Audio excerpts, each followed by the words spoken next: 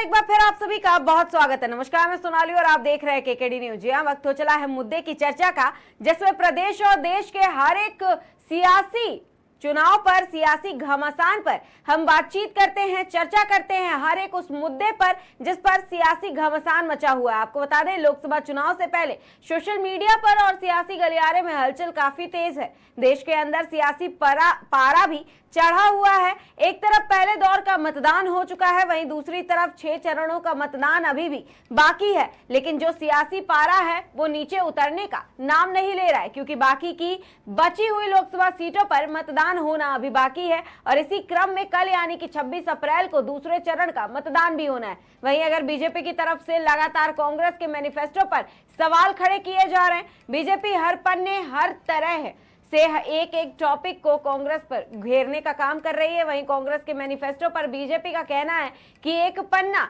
Number 9 पर अल्पसंख्यकों की बात की गई है। पन्ना नंबर 9 छोड़ दिया जाए तो पहला ही पन्ना उठा करके देखा जाए अगर, तो भूमिहीनों की भी बात कही गई है। इसी पर प्रधानमंत्री ने सीधा हमला करते हुए कहा है कि अल्पसंख्यकों को सब कुछ देने के लिए कांग्रेस तैयार बैठी है। बहुसंख्यक की बहु बेटों को गहनों से लेकर के उनके मंगलसूत्र तक कांग्रेस की नजर रहती है। ये पूरा मामला शुरू हुआ था जब कांग्रेस पार्टी की तरफ से अपना मैनिफेस्टो जारी किया गया था, जिसमें कई सारे बड़े बड़े दावे किए गए, जिस पर प्रधानमंत्री नरेंद्र मोदी एक एक करके लगातार निशाना भी साध रहे कांग्रेस पर। आपको बता दें, कांग्रेस के मैनिफेस्टो आने के बाद से ही धीरे धीरे पलटवार करना भी शुरू हो गया, जिसके बाद इस मामले ने अब तुल पकड़ लिया है। प्रधानमंत्री नरेंद्र मोदी और राहुल गांधी के चुनावी भाषणों के मामले अब इलेक्टोरल कमीशन ने कांग्रेस बीजेपी को नोटिस देकर के इस पर विराम लगाने का काम किया है। वहीं नोटिस भी भेज करके जवाब मांगा गया है। इन तमाम मुद्दों पर चर्चा करने के लिए हमारे साथ बीजेपी से सिद्धांत जी हैं और कांग्रेस से वरुण जी हैं। आप दोनों ही मेहमानों का मुद्दे की चर्चा में बहुत स्वागत है। हमारा सबसे पहला सवाल सिद्धांत जी आपसे, मंगलसूत्र को लेकर के बयान दिया गया, प्रधानमंत्री नरेंद्र मोदी ने मैनिफेस्टो पे बोलना था, मंगलसूत्र तक लेके गए। अब इस बयान ने इतना तुल पकड़ लिया है कि लगातार 3-4 दिनों से इसी पर सियासी घमासान मचा हुआ है। सिद्धांत जी, अपने माइक को अनम्यूट कर लीजिए। मेरा माइक अनम्यूट है। आप जी, आपको आवाज आ रही है? जी सिद्धांत जी, बताइए। मैम, जिस तरह से आप देख रहे हैं कि कांग्रेस ने एक ऐसा मैनिफेस्टो निकाला है जो कहीं ना कहीं कांग्रेस और लेफ्टिस्ट इन दोनों के इरादों का एक मिश्रण मालूम होता है। आप देखिए, उसमें बार बार अपीजमेंट की बात की जाती है, उसमें अल्पसंख्यकों को बार बार, और उसमें भी पर्टिकुलरली ये बात की जाती है कि हम अल्पसंख्यक मतलब उसमें भी मुसलमानों को हम ज्यादातर उनका हक देंगे और हम प्रॉपर्टी का सर्वे कराएंगे और उनको क्या करेंगे, अल्पसंख्यकों में बांट देंगे, जिसमें भी स्पेशली मुसलमान होंगे। जी। तो क्या जरूरी है कि क्या हिंदू इस देश का हिस्सा नहीं है? क्या जो 80 करोड़ की आबादी है, जो हिंदू यहाँ पर रहकर मात्र सेवा और मातृभूमि के लिए काम करते आए हैं, जो अपने परिवार के भरण पोषण के लिए कमाते आए हैं और कहीं ना कहीं देश की सेवा में योगदान करते हैं, क्या जरूरी है कि उनको छोड़कर सिर्फ एक ही कम्युनिटी को अपीजमेंट दिया जाए? आप क्यों नहीं भारत के नागरिक की बात करते हैं? जबकि नेहरू जी तो कहते थे कि यूनिटी इन डाइवर्सिटी। तो यहाँ पर आप डाइवर्सिटी की बात कहाँ कर रहे हैं? आप बात कर रहे हैं सिर्फ अपीजमेंट की। आप मुसलमानों को एक के बाद एक नई चीज देने की बात कर रहे हैं। या तो हिंदू इस देश का हिस्सा नहीं है, और या फिर आप हिंदुओं को इस देश का हिस्सा बनाना ही नहीं चाहते हैं। ये कांग्रेस की पुरानी एक सोची समझी पुरानी समुदाय को टारगेट करके वोट बैंक हासिल करने का ये एक तरीका है कांग्रेस का। वरुण जी, जवाब दीजिएगा। देखिए, भाजपा के हमारे पैनलिस्ट बता रहे थे, तो मैं इन्हें बताना चाहूंगा कि कांग्रेस घोषणा पत्र के अंदर 6 माह का एक बच्चा और उससे लेकर वृद्धावस्था की चरम अवस्था तक, चाहे वो बुजुर्ग हो चाहे महिलाओं के लिए हमने घोषणा पत्र में तमाम वादे किए हैं। दूसरी चीज, 1 लाख रुपए प्रतिवर्ष गरीब महिलाओं को जो चयनित किए जाएंगे, गरीबी वाला जो उनका मानक है सरकार का, उस हिसाब से हर महिला को, गरीब महिला को प्रतिवर्ष 1 लाख रुपया दिया जाएगा। शिक्षा हो, युवा हो, बेरोजगार हो, सब पे बात की गई। आप देखिए कि प्रधानमंत्री जी मंगल सूत्र पे आ गए हैं। तो जिस तरीके से चुनाव आगे बढ़ेगा उसी तरीके का आप ये देखिए कि प्रधानमंत्री से लेकर इनके जिला स्तर तक के जो कार्यकर्ता हैं उन सब की इसी तरीके की भाषा शैली होगी। दूसरी चीज, हिंदुओं की बात की, अभी भाजपा के हमारे बुद्धिमान साथी बैठे हुए थे, 80 करोड़ लोगों की बात की, तो मैं ये बताना चाहूंगा अभी 140 करोड़ से ऊपर का देश बन चुका है। दूसरी चीज, आप ये देखिए कि बार बार आप हिंदू मुसलमान की बात क्यों करते हैं? आप ये देखिए कि 140 करोड़ जो जनता है, हमने तो पूरा घोषणा पत्र बनाया। घोषणा पत्र बनाने से लेकर तमाम समाज में धरातल से लेकर जो कहना चाहिए भीड़ में जो आखिरी पायदान तक है, जो व्यक्ति खड़ा हुआ, हमने उसकी मदद के लिए, उसे आगे बढ़ाने के लिए, उसके उत्थान के लिए, चाहे नरेगा हो, तमाम हमारी ऐसी योजनाएं हैं, उन्हें हमने बढ़ाने के लिए साहब गरीबों को कहीं ना कहीं पूरी तरीके से इस घोषणा पत्र में लाने के लिए और मुख्य धारा से जोड़ने के लिए साहब बात की। तो प्रधानमंत्री जी मंगल सूत्र पे उतर आए हैं। तो आप इनकी मानसिकता आप देखिए कि आपने ना युवाओं की बात की, ना महिलाओं की बात की, ना व्यापारियों की बात की, ना किसानों की बात की। तो पूरी की पूरी भाजपा में इस समय बेचैनी है और ये जान चुके हैं कि 2024 में इनकी तैयारी हो चुकी है। फिर ये उसी पे धर्म, जाति, इसी आधार पे साहब चुनाव कराना चाहते हैं, पोलराइजेशन के आधार पे। लेकिन जनता समझ चुकी है, अब इनके नेता चाहे कुछ भी कहें, लेकिन 2024 में इनकी तैयारी पूरी तरीके से है और ये जाने वाले वही बौखलाहट का नतीजा, जितने चरण आगे बढ़ते चले जाएंगे हमें आपको देखने को मिले। लेकिन इस बयान पर क्या कहेंगे आप वरुण जी, जिसमें प्रधानमंत्री नरेंद्र मोदी खुद कह रहे हैं कि अगर कांग्रेस सरकार में आती है तो लोगों को संपत्ति जो है अल्पसंख्यकों में बांट देगी। अब इसके बाद तो सियासी घमासान मचा हुआ है, साथ ही देश की जनता भी सोचने पर मजबूर है कि आखिर अगर कांग्रेस वाकई में सरकार में आती है, जबकि एक सत्ताधारी पार्टी इस बात का दावा कर रही है कि सरकार में आई तो सभी की संपत्ति बांट दी जाएगी। देखिए ये कहीं ना कहीं माननीय प्रधानमंत्री जी का खौफ बताता है, उनका डर बताता है। जिस तरीके से जो उन्होंने अपना बयान दिया, कहीं ना कहीं वो ये हिंदुओं के मन में डर और खौफ पैदा करना चाहते हैं। लेकिन अब हिंदू इन सब उनकी बातों से साहब कहीं ना कहीं पूरी तरीके से प्रभावित होने वाला नहीं है। पूर्व में जिस तरीके से बहुत बड़ा वर्ग जो है हिंदुओं का इस देश में रहता है और तमाम परिस्थितियां और संस्कृतियां रही, उसके आधार पे अब हिंदू इस चीज को जान चुका है और हिंदू जाग चुका है कि साहब सिर्फ ये जुमलेबाज है, घोषणाएं करते हैं, भाषणबाजी करते हैं, उसके बाद कुछ नहीं। हिंदू जाग चुका है वाकई में वरुण जी। एक स्टेटमेंट सुन लीजिए, एक बयान सुन लीजिए और एक जो दौर चला था उसको भी सुन लीजिए।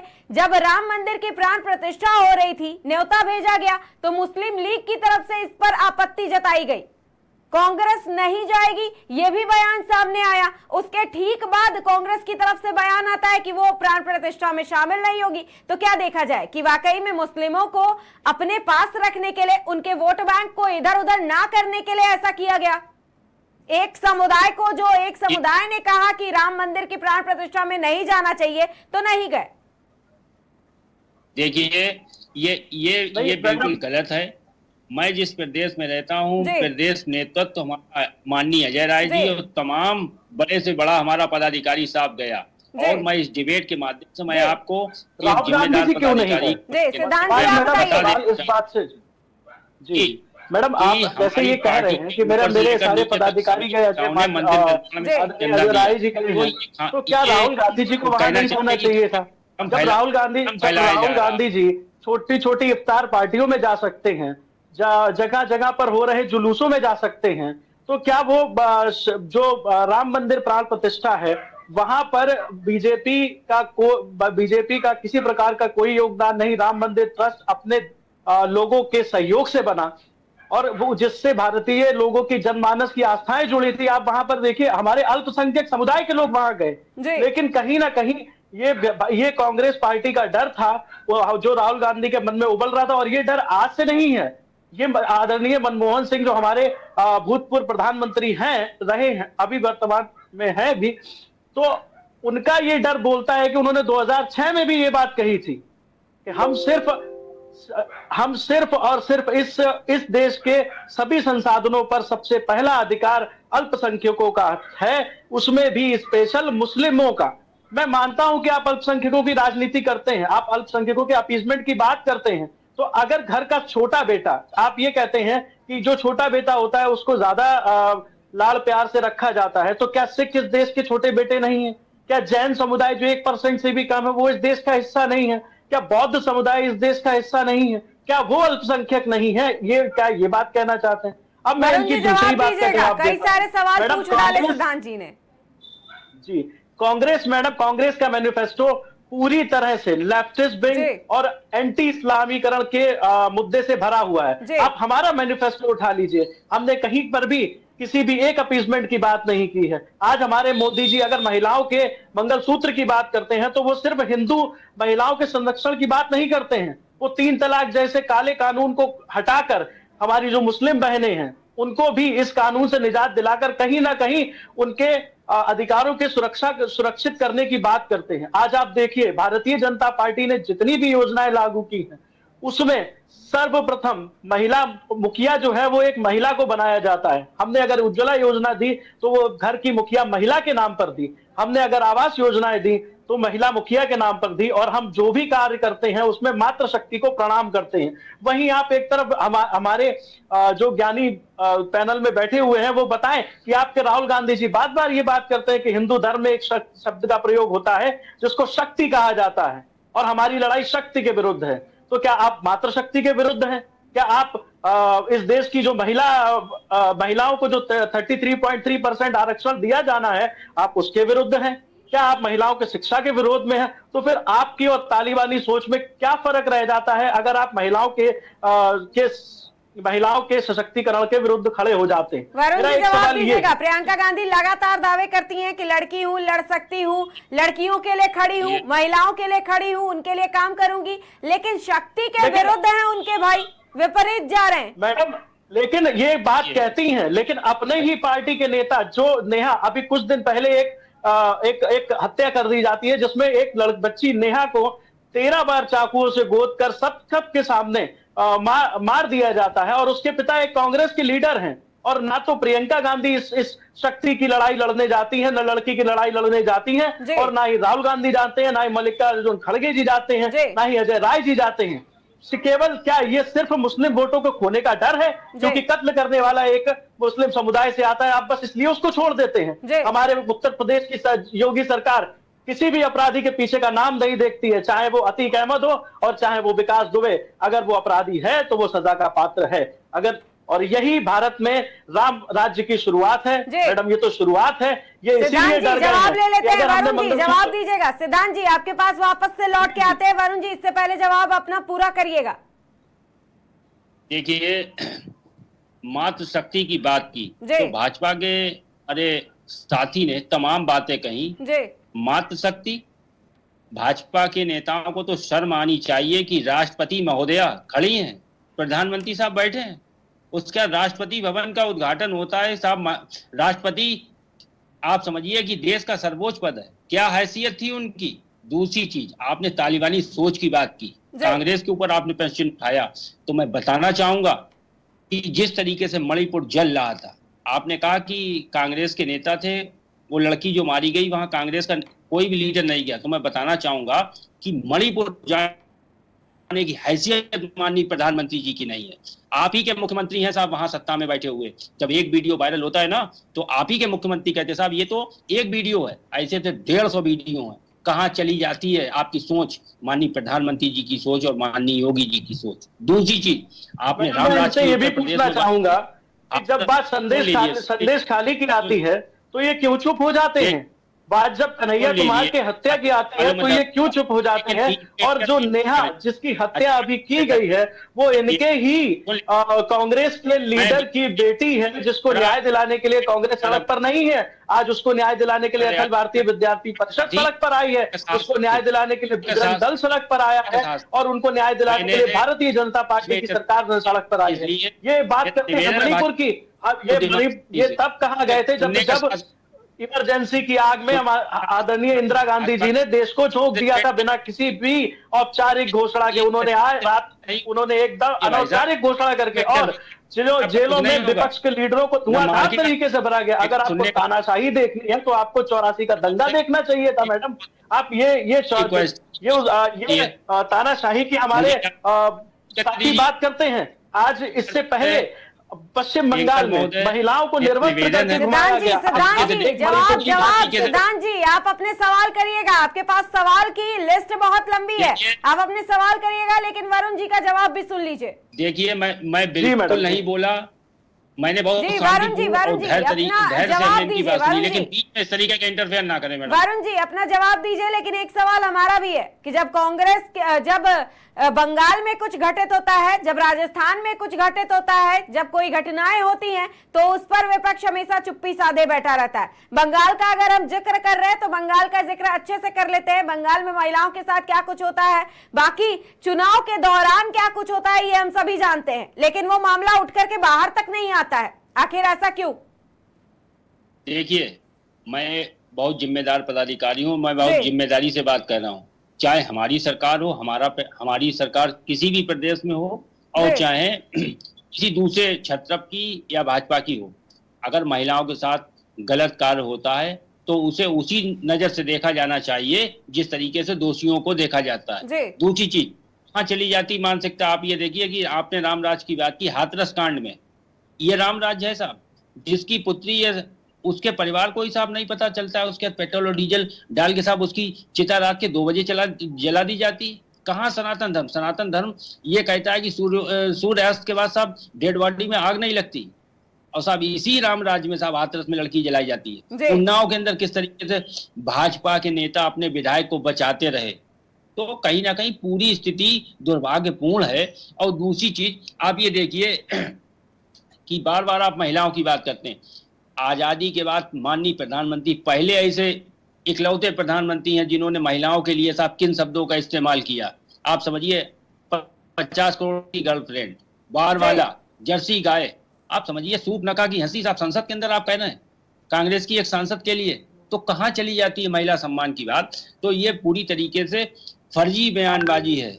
मैंने आपसे कहा कि जिस तरीके से हर पर फेस आगे बढ़ता चला जाएगा, ये भाजपा की हताशा जाहिर करती है, क्योंकि इन्हें मालूम है कि सत्ता अब इनसे कोसों दूर होने वाली है। उसी बौखलाहट में दिए गए ये इनके बयान आएंगे, ना युवा की बात करेंगे, ना किसानों की बात करेंगे, और ना शिक्षा पे बात करेंगे, ना रोजगार पे। आप देखिए भाजपा का कोई नेता 2 करोड़ रोजगार पे साहब बोलता है?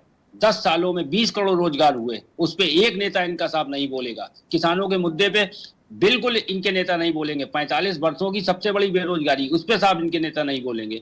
तो तमाम ऐसी चीजें हैं जिनसे धरातल से इनका लेना देना नहीं। 750 किसान इन लोगों ने मार डाले साहब, इनके ऊपर हत्याएं हैं साहब। तो तमाम ऐसी चीजें हैं जिस तरीके से सरकार बुरी तरीके से बौखलाई हुई है, और जितना टाइम आगे बढ़ेगा सरकार की बौखलाहट, सरकार के बयान इसी तरीके से हम लोगों को देखने को मिले। सिद्धांत जी अब अपना जवाब दीजिएगा। कई सारे आरोप लगाए वरुण जी ने, इसी के साथ एक सवाल ये भी है कि बीजेपी आरोपों का मैडम एक एक करके सिरे से जवाब देता हूँ, अगर ये चाहते हैं कि मैं राहुल गांधी के बयान को भी सुन लीजिए। सिद्धांत जी राहुल गांधी के बयान को भी सुन लीजिए। उन्होंने कहा कि कांग्रेस से घबरा गई है भारतीय जनता पार्टी, इसीलिए अनर्गल बयान देती रहती है, जुमलेबाजी करती रहती है और मुद्दों को भटकाने का भी काम कर रही है। जी मैडम, जब राहुल गांधी जी आलू से सोना निकालने की बात कर रहे थे हम तब भी बहुत डर गए थे जी। दूसरी बात यह है मैडम, पहला इन्होंने ये बात कही कि महिलाओं को हमने कोई सम्मान नहीं दिया जी। तो अभी बहुत करंट जल्दी ही जो है पद्म भूषण पद्म विभूषण जैसे अवार्ड दिए गए। मैं आपको कुछ नाम बताना चाहूंगा। उसमें पहला नाम है मिस नसीमा बानो। इनको भारत सरकार ने पद्म भूषण के अवार्ड से सम्मानित किया। दूसरी महिला हमारी है मिस गीता रॉय वर्मा, ये वेस्ट बंगाल से आती हैं, इनको हमने सम्मान देने का काम किया। तीसरी हमारी महिला है मिस पार्वती बरुआ, ये भी असम से आती। तो मैडम यहाँ असम, उत्तर प्रदेश, छत्तीसगढ़ हम इनमें नहीं देखते। हमारे जो भारत सरकार है वो भारत की सरकार है, वो ना सिर्फ एक समुदाय विशेष की सरकार है, ना वो एक क्या कहते हैं अपीसमेंट की सरकार है ना। और रही डरने की बात, राहुल गांधी जी जब थाईलैंड चले जाते हैं, क्या वो उनका डर था? राहुल गांधी जी जब चुनाव लड़ने से इनकार करने लग जाते हैं कभी कभी, तब क्या वो उनका डर होता है? हम किसानों की बात कर लेते हैं। आज बार बार चिल्ला चिल्ला कर ये कहा जाता है किसान किसान किसान किसान किसान। तो क्या किसान सिर्फ पंजाब में है? क्या पंजाब के एक निश्चित जगह से ही किसान आता है? क्या भिंडर वाले को सपोर्ट करने वाले और भिंडर खालिस्तान को सपोर्ट करने वालों को हम किसान को लिस्ट में रखें? किसानों के भले की हम बात कर लेते हैं।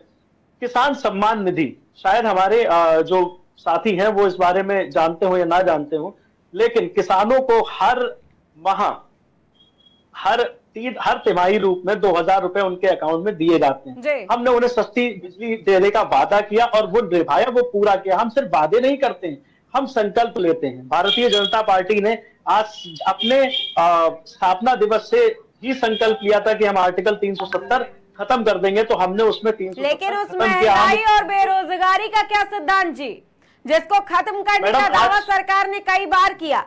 महंगाई खत्म कर देंगे, बेरोजगारी को खत्म कर देंगे, बेरोजगारी देश से दूर चली जाएगी, हर एक युवा को उनका रोजगार मिलेगा, हर एक किसान को सम्मान मिलेगा, आय दोगुनी की जाएगी। ये सारे तमाम दावे भी भारतीय जनता पार्टी ने ही किए सिद्धांत जी।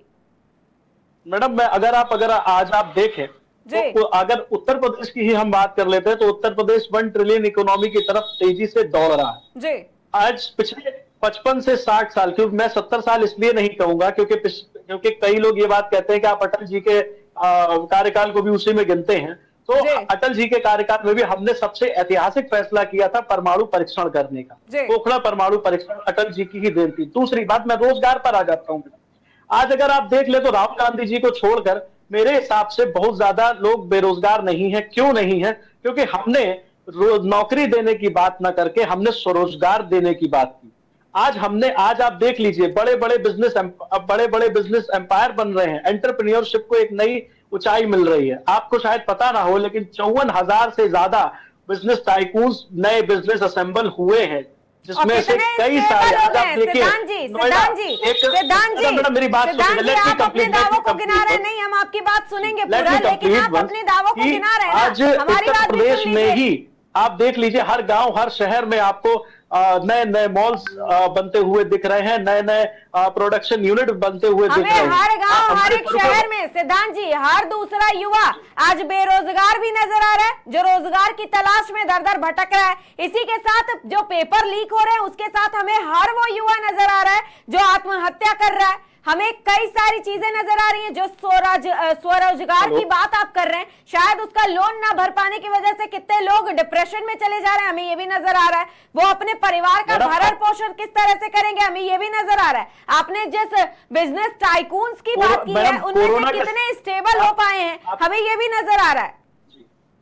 हमने मैडम, हमारी भारतीय जनता पार्टी सरकार ने देश जब सबसे बुरे काल से गुजर रहा था, कोविड के समय पर, हमने राशन देने के साथ साथ रेहड़ी पटरी स्वरोजगार योजना भी चलाई, जिसके अंतर्गत प्रत्येक ठेले वाले को हमने 10,000 रुपए समर्थन मूल्य सर्वप्रथम प्राप्त कराया, जिसमें किसी प्रकार की गारंटी की कोई बातें नहीं। आप बैंक से लोन ले। सिद्धांत जी, जो स्कूल्स की इतनी फैसिलिटी आवाज बार-बार कट रही है, मैं बीच में।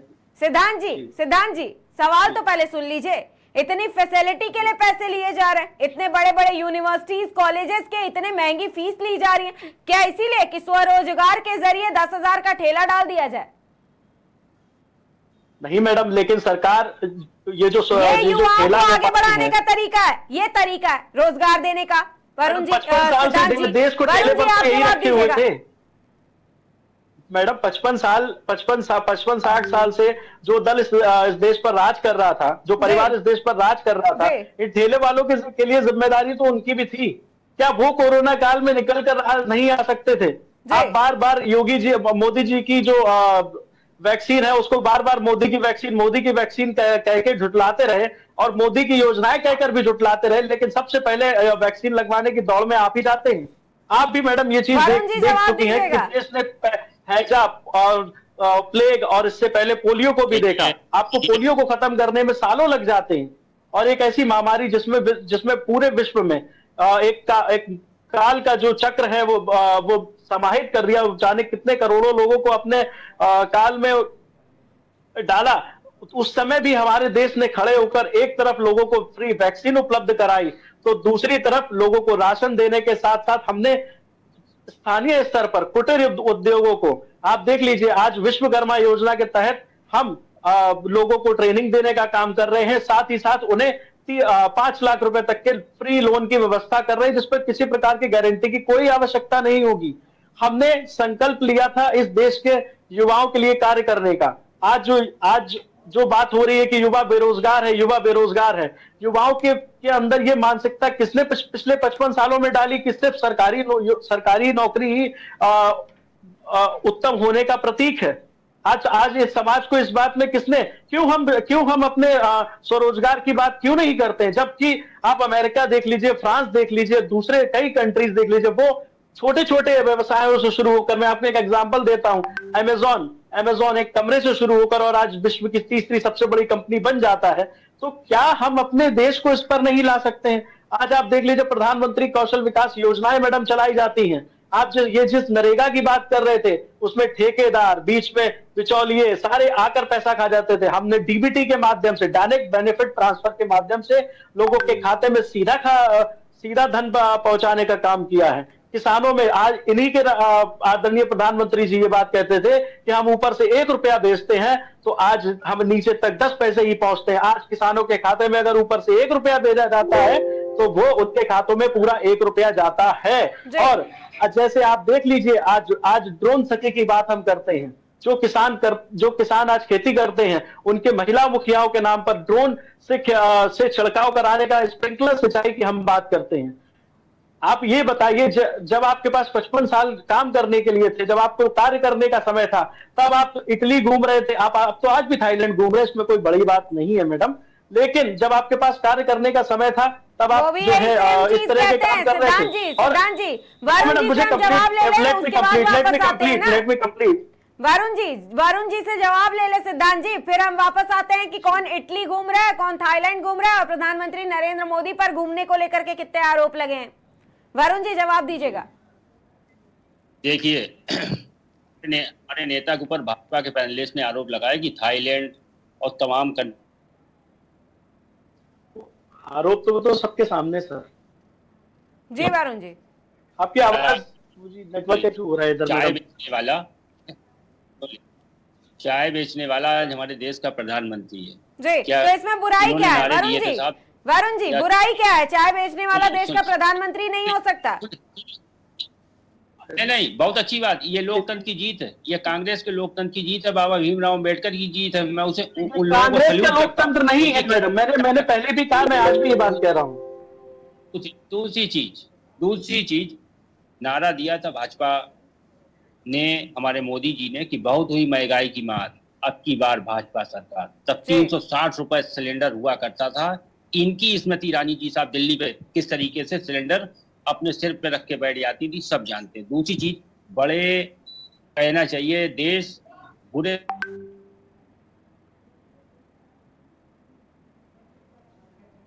हेलो जी, नेटवर्क इशू आ रहा है, तब तक के लिए जी। ये किताबों के ऊपर साहब 15% जीएसटी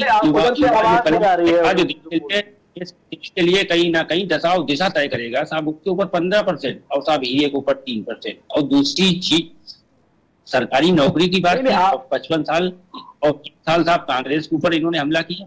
आप समझिए कि आपने 2014 से लेकर 2024 तक क्या किया। इनके पास अपने लिए गिराने के लिए कुछ नहीं। दूसरी चीज अभी मैं बताता हूँ, पिछले 24 घंटे पहले की एक घटना, कन्नौज के एक युवा ने साहब सुसाइड किया, किस तरीके से उसमें सुसाइड नोट मिला, ये सब जानते हैं। दूसरी चीज, आपने कहा वैक्सीन, इससे पहले भी साहब देश में क्या स्थिति थी। 15 अगस्त 1947 को जब भारत आजाद हुआ था ना, तो आप अपने बुजुर्गों से आप इस बात पर चर्चा करिए कि किस तरीके से खाने के लिए अनाज नहीं था, गेहूं नहीं था, क्या हाल। पाकिस्तान को दिलवा दिए। सुन लीजिए भाई साहब, सुन लीजिए, बीच में मत इंटरफेयर कीजिए। तब भी आपने 2 करोड़ रुपए पाकिस्तान को दिलवा दीजिए, आदरणीय नेहरू जी ने। अरे सुन लीजिए भाई साहब, पाकिस्तान को दिलवा, मान लीजिए मैं इंटरफेयर कर रहा हूँ, सॉरी फॉर दैट, लेकिन जब हमारा देश, जब हमारे घर में खाने के डाले थे, तब भी हम अपने घर को छोड़कर, अपने लोगों का भरण पोषण छोड़कर हम अपने पड़ोसी का भरण पोषण में लगे थे। ये किस प्रकार का अपीजमेंट है? क्या ये अपीजमेंट नेहरू जी की पॉलिसी ही है जो आज आपके मैनिफेस्टो में सर दिखाई पड़ रही है? आप बात करते हैं कि देश में हमने किया क्या है। आपने जो एम्स बनाए थे आज उनकी संख्या डबल की है। आपने जितने एयरपोर्ट बनाए थे आज उनकी संख्या डबल की है हमने। आज आप कहते हैं, आप ये बात सुन लीजिए सर, आपके प्रधानमंत्री माननीय मनमोहन सिंह जी कहते थे अरुणाचल प्रदेश की कनेक्टिविटी नहीं की जा सकती है। और सोनाली जी, आज आप देखती होंगी विश्व का सबसे ऊंचा ओवरब्रिज हमारे ही सरकार ने बनाकर वहां पर। आप वरुण जी की बातों को सुनिए। सिद्धांत जी, पहले वरुण जी की बातों को सुनिए। जी वरुण जी। दूसरी चीज, आपने वैक्सीनेशन की बात की।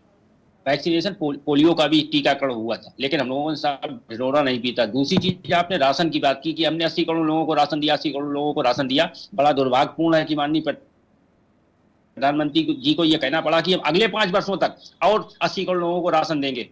उन्हें कहना चाहिए था कि रोजगार पे बोलते, युवाओं पे बोलते। साहब, इनके लिए बोलने के लिए कुछ नहीं। तो 1000 करोड़ के रोजगार की बात हुई है। हमारे नेता को वरुण जी, हम एक सवाल करते हैं, 2000 करोड़ के रोजगार की बात हुई थी। वरुण जी, मुझे लगता है कि बात सब यूनिवर्सिटी से ही आपने बता तो दिया जी, आपको जानकारी थी पूरा आपने वो सुना नहीं बयान। दूसरी चीज, नाले से गैस कैसे बनती है ये आपसे बेटर कोई नहीं जानता होगा। दूसरी चीज, आपने महिला सम्मान की बात की। राष्ट्रीय पटल पे जो भारत के लिए बड़े बड़े पदक लेने वाली महिलाओं के साथ किस तरीके से आपके पूर्वांचल के एक सांसद ने अभद्रता की, कितने दिन साहब अनशन आंदोलन उनका चलता रहा। प्रधानमंत्री को सुनने का 1 मिनट का टाइम नहीं था। चलिए मणिपुर नहीं गए, दिल्ली में आपके सिर के ऊपर एक और महिला जो आरोप लगा रही है उसके बारे में भी बात कर लेते हैं। वरुण जी, जैसे स्मृति ईरानी की अभी आपने बात की, वही ये कह रही है कि कांग्रेस में तो सनातन धर्म को भागवत पढ़ना, हनुमान चालीसा पढ़ना भी अलाउड नहीं था और महिलाओं के दुपट्टे खींच लिए जाते थे रोड से। जिस महिला की आपने बात की उसी महिला की हम भी बात कर रहे हैं। नेटवर्क इशू आ रहा है, सिद्धांत जी आप जवाब दीजिएगा तब तक के लिए। सिद्धांत जी, आपकी वॉइस क्लियर नहीं है। जी, सरकार में है जी, और हिंदुओं की स्थिति दयनीय है। आप ये देख लीजिए, वहां से महिलाओं को जबरिया इस्लाम ग्रहण करने के लिए मजबूर किया जाता है। जम्मू कश्मीर जो विध्वंस की आग में धधकता रहा, जब वहां से कश्मीरी पंडितों को भगाया जाता है, तब भी ये ऐसी ही चुप्पी साध लेते जब इनके ही मंत्री की बेटी को 13 बार चाकू से गोदकर मार दिया जाता। कश्मीरी पंडितों के हालात किसी से छुपे नहीं थे मैडम। तब हम सरकार में नहीं थे, आपके मित्र जम्मू कश्मीर में बैठे हुए थे, वो ये बात करवा रहे थे। तब आपने उनको रोकने का प्रयास नहीं किया। मैडम, आज केरला में स्थिति इस तरह की है कि अगर कोई महिला हिंदू, माफ करिएगा, बंगाल में और केरला में जब नवरात्रि में दुर्गा यात्रा निकाली जाती है तो उनको टारगेट करके उन पर पत्थरबाजी की जाती है, प्रतिमाओं को क्षतिग्रस्त कर दिया जाता है। और ये सिर्फ वहीं पर क्यों होता है जहां पर सिर्फ कांग्रेस की सरकार है। आज देखिए, उत्तर प्रदेश में सारी धार्मिक यात्राएं अच्छी प्रकार से होती हैं और कोई भी एक छोटी घटना नहीं होती है। आज आप देख लीजिए, जम्मू कश्मीर पहली बार इतिहास में वहां पर शिया समुदाय का जो अलम जुलूस है वो पूरे जैसे वो निकालना चाहते हैं वैसे निकालते हैं। आपकी ही सरकार ने, जब आप मुस्लिम अपीजमेंट की बात करते हैं, आप तो सर उस पर भी नहीं है। आपको मुस्लिम महिलाओं का दर्द नहीं दिखाई देता है। मैडम, मैं इनको एक करंट मुद्दा बताता हूं जो शायद हमारे पैनल के सहयोगी जी को नहीं पता होगा। जिस असदुद्दीन ओवैसी को आप भाजपा की बी टीम बोलते हैं, हैदराबाद में कांग्रेस और AIMIM मिलकर एक पुरानी मस्जिद को गिराकर वहां एक 5 स्टार होटल को यूनिट एस्टैब्लिश करती है, और ये 2 साल पहले की बात है। क्या यही इनका मुस्लिम अपीज? चलिए हम मुस्लिम अपीजमेंट पर आ जाते हैं, तो आपके लिए मुस्लिम अपीजमेंट क्या है सर? आप मुस्लिमों के विकास की बात नहीं करते हैं। आप ये करते हैं कि हम इंस्टीट्यूशन सर्वे करवाएंगे और जिसने मेहनत से पैसा कमाया होगा वो हम उससे ले लेंगे, और लेकर जिस व्यक्ति ने कोई काम ना किया होगा या जिसने इस देश में बहुत ज्यादा कोई भागीदारी नहीं की होगी तो हम उसमें उसको बांट देंगे। ये लेफ्टिस्ट विचारधारा हम और आप बहुत अच्छे से जवाब ले लेते हैं। सिद्धांत जी, समय का भी अभाव है, वरुण जी से जवाब ले हम। जी वरुण जी। देखिए, कश्मीर का जो इन्होंने मामला उठाया, तो मैं इन्हें बताना चाहूंगा भाजपा के पैनलिस्ट को, सरकार उस समय किसके सहयोग से चल रही जो जब ये हत्याएं हुई, और आज 10 वर्ष हो गए हैं। जम्मू में जिस तरीके से ब्राह्मण परिवार रहते हैं, आपने उनके लिए क्या किया? आप वहां जाइए जम्मू में आपने देखा जिस तरीके से 11,000 से ज्यादा हमने जम्मू कश्मीर के पंडितों को वहां बैठाने का काम किया है सर। आप शायद ये बात भूल रहे हैं। आज हमने जम्मू कश्मीर के लोगों को पुनर्वास करने पर विभिन्न योजनाओं से लाभान्वित कराया है। आप सर, आपकी गलती, कांग्रेस की गलती सिर्फ यही है कि वो अपने ही उसमें रहते हैं। वो सिर्फ एक ही बात जानते हैं कि हम सिर्फ लोगों से पैसा छीन लेंगे और उसको मुस्लिमों में बांट देंगे, स्पेशल मुस्लिमों में ही बांटेंगे। जैन हमारे कोई नहीं लगते हैं, सिख हमारे कोई नहीं लगते हैं, और क्या कहते हैं, शिया समुदाय हमारा कोई नहीं लगता है ना मैडम। इस पूरी चर्चा में सिद्धांत जी और वरुण जी, इस पूरी चर्चा में ये निष्कर्ष निकल करके सामने तो आया ही नहीं कि आखिर देश का विकास कौन करेगा, प्रदेश का विकास कौन करेगा, बेरोजगारी को दूर कौन करेगा और युवाओं को रोजगार कौन देगा। मेन मुद्दा तो यही है, चुनाव का मोटिव भी यही है कहीं ना कहीं। इसी मुद्दे को लेकर के बरसों से चुनाव होते आए हैं और हो भी रहे हैं। तो हमारा सवाल अभी भी यही छूट जाता है कि आखिर तीसरी बार भी प्रधानमंत्री नरेंद्र मोदी ही गद्दी पर सवार होंगे? क्या उनके वादों पर जनता को भरोसा हो पाएगा, या फिर गठबंधन का दरवाजा खटखटाएंगे और उनके वादों पर देश की जनता को ज्यादा भरोसा होगा? लेकिन जो मेन मुद्दा था, बेरोजगारी, महंगाई और भ्रष्टाचार के मुद्दे पर बातचीत करना, वो शायद हमारे प्रवक्ता भूल जाते हैं हमेशा से ही। तो आप सभी मेहमानों का हमसे जुड़ने के लिए बहुत बहुत धन्यवाद। लेकिन इस बीच एक खास बात निकल करके यही सामने आई है कि चाहे महिलाओं के मंगलसूत्र की बात हो या महिलाओं के सम्मान की बात हो, देश का कोई भी नेता इसे घसीटने में, कचोटने में कोई कसर नहीं छोड़ता। आपको बता दें, बीजेपी और कांग्रेस दोनों पार्टियों ने एक दूसरे के ऊपर, वरिष्ठ नेताओं पर धर्म, जाति, समुदाय और भाषा के आधार पर नफरत और विभाजन पैदा करने के आरोप लगाए हैं। दोनों पार्टियों को 29 अप्रैल को सुबह 11 बजे जवाब दाखिल करने के निर्देश भी दिए गए हैं इलेक्टोरल कमीशन की तरफ से। वहीं यह भी बता दें कि प्रधानमंत्री नरेंद्र मोदी ने रविवार को राजस्थान के बांसवाड़ा में एक रैली में डॉक्टर मनमोहन सिंह के एक बयान का हवाला देते हुए कांग्रेस को खूब घेरा था। मोदी ने कहा था कि अगर कांग्रेस सत्ता में आई तो देश की संपत्ति उन लोगों में बांट देगी जिनके अधिक बच्चे हैं। आगे प्रधानमंत्री ने यह भी कहा कि अगर कांग्रेस सत्ता में आई तो देश की संपत्ति को घुसपैठियों और जिनके अधिक बच्चे हैं उनके बीच वितरित कर दिया जाएगा। वहीं प्रधानमंत्री का मंगलसूत्र वाले बयान पर सियासत थमने का भी नाम नहीं ले रही है। ना जाने कब तक अब ये सियासत ऐसे ही चलती रहेगी। क्या इसके नाम पर भी वोट बैंक बटोरा जा सकेगा, ये एक बड़ा सवाल है। वहीं प्रधानमंत्री नरेंद्र मोदी की मंगलसूत्र पर की गई टिप्पणी का जवाब देते हुए कांग्रेस अध्यक्ष मल्लिकार्जुन खड़गे ने बुधवार को कहा कि पूर्व प्रधानमंत्री इंदिरा गांधी ने 1962 के भारत चीन युद्ध में अपना आभूषण दान किए थे। जबकि उन्होंने यह भी सवाल किया कि क्या भारतीय जनता पार्टी और राष्ट्रीय स्वयंसेवक संघ द्वारा ऐसी कोई बलिदान दिया गया था। कल दूसरे चरण का मतदान होना है, तब तक सियासत कहां तक जाएगी, क्या कुछ खेल खेलेगी, ये देखना बाकी है। आपको बता दें 4 जून को नतीजे घोषित कर दिए जाएंगे। इसी क्रम में कल लोकसभा चुनाव के दूसरे चरण का मतदान है, यानी कि 26 अप्रैल को दूसरे चरण का मतदान होना है। देखना यह है कि कितने प्रतिशत तक मतदान जाता है। क्या ये मतदान सफलतापूर्वक संपूर्ण हो पाएगा, शांतिपूर्वक संपूर्ण हो पाएगा? क्या सियासत में कोई और नया घमासान नहीं मचेगा? तीसरी बार गद्दी पर प्रधानमंत्री नरेंद्र मोदी सवार होंगे, हैट्रिक लगा पाएंगे या फिर नहीं, या गठबंधन को मौका मिलेगा? ये सारी चीजें 4 जून को साफ हो जाएंगी। तब तक के लिए देखते रहिए केकेडी न्यूज। फिलहाल के लिए नमस्कार।